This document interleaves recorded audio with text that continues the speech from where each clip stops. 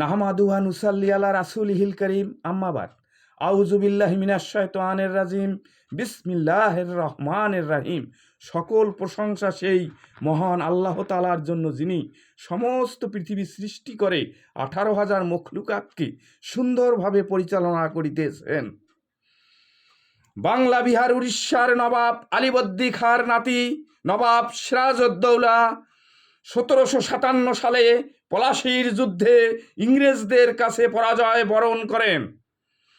এই পরাজয়ের মূল কারণ ছিল মীর জাফর।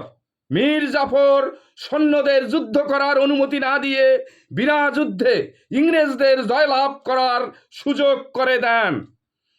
ইহাতে এই উপমহাদেশ 200 বছরের জন্য ইংরেজদের হাতে গোলামীর জিঞ্জিরে আবদ্ধ হন। এই সেই মীর জাফর, এর রক্ত দিয়ে শত শত মীর জাফর বাংলার মাটিতে জন্মলাভ করেন। এই মীর জাফরকে স্থান দেওয়া হবে না যেমন শেখ মুজিব, শেখ হাসিনা। তাই বাঙালি জাতি কোনো দলকে বিশ্বাস করতে পারছে না। নির্বাচনে আসতে হলে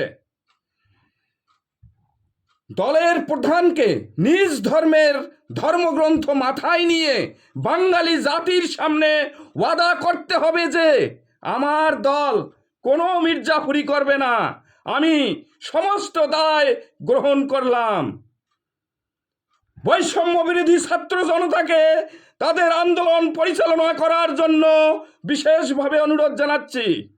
পিলখানা হত্যা, শাপলা চত্বরে গণহত্যা, 24-এর ছাত্র জনতার হত্যা ইত্যাদি সকল হত্যাকাণ্ডের বিচার এই বাংলার মাটিতে করা হবে, কোনো ছাড় দেওয়া হবে না।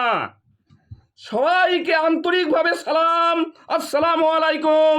হিন্দু ভাইদের আদাব ও অন্যান্য জাতির প্রতি আন্তরিক ধন্যবাদ। সাদাকাল্লাহ তাআলা।